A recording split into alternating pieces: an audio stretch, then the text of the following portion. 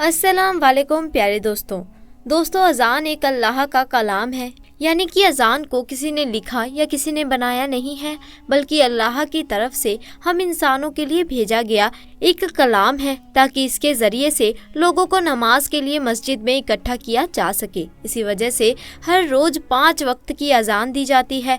आज पॉलिटिक्स की वजह से भारत का माहौल कुछ ऐसा बन गया है कि जगह जगह पर लोग अजान पर एतराज़ करते हुए नजर आ रहे हैं। यह लोग शायद इस बात को भूल गए हैं कि जब अल्लाह का अजाब आता है तो इंसान को संभलने तक का मौका नहीं मिलता और इंसान तबाह बर्बाद होकर रह जाता है।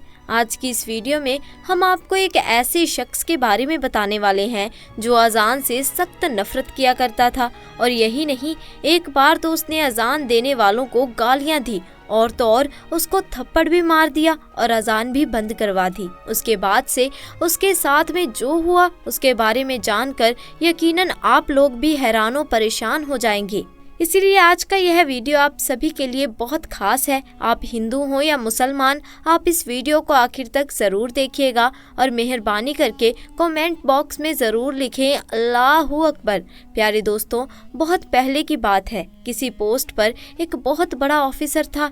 एक बार किसी खास काम की वजह से उसका तबादला यानी उसका ट्रांसफ़र मुस्लिम इलाके में हो गया। इत्तेफाक से उसको जो वहाँ पर रहने के लिए मकान मिला उसके करीब ही एक मस्जिद थी जिसमें 5 टाइम रोज़ाना अजान दी जाती थी। एक दिन वह ऑफिसर अपने मकान के अंदर सो रहा था कि इतने में मस्जिद में फजर की अजान होने लगी, यानी कि उसके कानों में अजान की आवाज़ ज़ोर से पड़ने लगी, जिससे उस ऑफिसर की आंखें खुल गई। यह देखकर उस ऑफिसर को बड़ा गुस्सा आया, इसीलिए उसने सुबह होते ही उस मौज़ीन को यानी कि अजान देने वाले को अपने पास बुलाया और उसे कहने लगा कि कल से सुबह की अजान लाउड स्पीकर में मत देना, क्योंकि मेरा घर मस्जिद के करीब में है और सुबह अजान की वजह से मेरी नींद में खलल पैदा होती है, यानी कि मेरी नींद खराब होती है।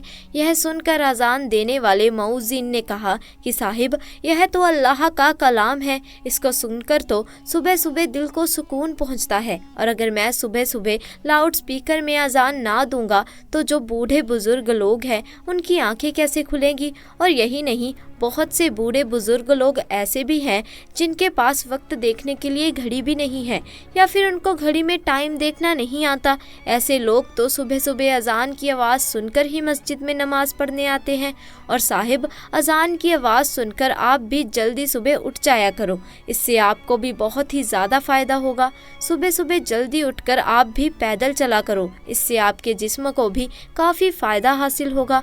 वह ऑफिसर तो मुसलमानों के बारे में तरह तरह की बातें सुनकर उनसे पहले ही नफरत करता था, इसीलिए वह फिर इस आदमी की ऐसी बातें सुनकर गुस्से में आकर कहने लगा कि मुझे ज़्यादा समझाने की ज़रूरत नहीं है, और याद रखना, खबरदार, अगर तुमने कल लाउड स्पीकर से सुबह फ़र्ज की अजान दी तो तुम्हारी खैर नहीं।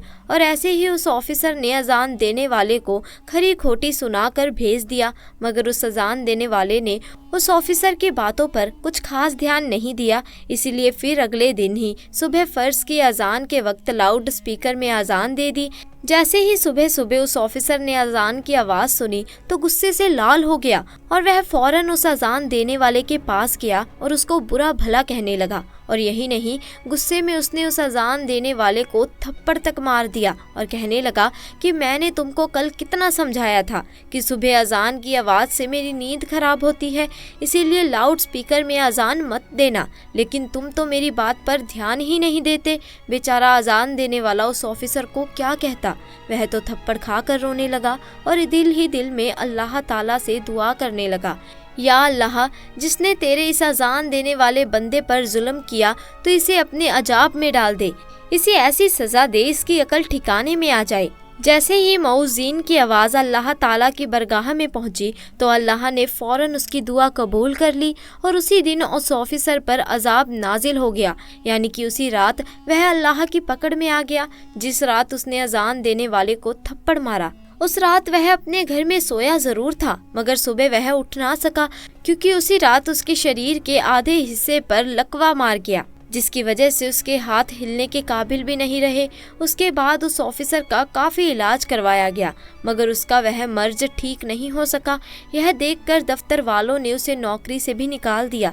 अब उसके घर में जो मोटी रकम आती थी वह भी आना बंद हो गई। अब घर में पड़ा पड़ा उसकी बीवी को वो परेशान करने लगा और लड़ाई झगड़े करने लगा। उसकी बेचारी बीवी उसकी खिदमत करती थी, उसे अपने हाथों से खाना खिलाती थी, उसके कपड़े बदलती थी, यानी कि हर तरह से उसकी देखभाल करती थी, और इसके बदले में उसकी बीवी को गालियां सुनने को मिलती। इसी तरह से कुछ दिनों के बाद में उसकी बीवी भी उससे तंग आ गई और एक दिन उसकी बीवी ने अपने भाई को फ़ोन कर दिया, भैया मैं इस इंसान से तंग आ चुकी हूँ, पूरे दिन इसकी खिदमत करती रहती हूँ मगर ऊपर से यह मुझे गालियाँ देता है, मारता पीटता है। अब मैं यहाँ इसके साथ नहीं रह सकती, इसीलिए आप मुझे यहाँ से ले जाइए। यह सुनकर उसका भाई उसे फ़ौरन लेने आ गया और फिर उस ऑफिसर की बीवी अपने मायके चली गई। इसी दौरान उस ऑफिसर के दूसरे हिस्से पर भी लकवा पड़ गया। अब उसके जिस्म का दूसरा हिस्सा भी काम करना बंद कर दिया। अब उसकी टांगें सीने से जा लगी थी। अब वह ऑफिसर एक जिंदा लाश बनकर रह गया था। अब ना ही उसके हाथ हिल रहे थे और ना ही उसके पाँव काम कर रहे थे और घर में ना ही कोई उसकी देखभाल करने वाला था।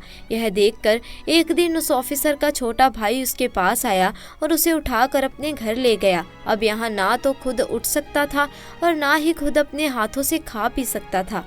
अब कौन हर रोज बच्चों की तरह उसकी नजासत धोए, अब कौन इसके कपड़े बदलवाए। ऐसे ही करते करते एक दिन उसके भाई की बीवी भी उससे तंग आ गई और कहने लगी, मुझसे तो यह रोज रोज काम नहीं होगा। ऐसा ही करते करते एक दिन ऑफिसर ने किसी बात पर अपने ही उस भाई की बीवी से झगड़ा कर लिया। उसको कोई सख्त बात कह दी क्योंकि उसकी जुबान काबू में नहीं थी, इसलिए अपने भाई की बीवी को गालियां सुना दी। उसकी गालियां सुनकर भाई की बीवी रोने लगी और अपने शौहर से कहने लगी, अब या तो इस घर में तुम्हारा भाई रहेगा या फिर मैं रहूंगी। यह सुनकर भाई ने सोचा कि इस बीमार भाई के चक्कर में मेरी जिंदगी बर्बाद हो जाएगी, इसीलिए क्यों ना इस भाई को यहाँ से हटा दिया जाए। इसीलिए फिर उसने अपने बेटे के साथ मिलकर गुस्से में अपने भाई की चारपाई उठाई और उसको ले जाकर सड़क के किनारे पर रख दिया।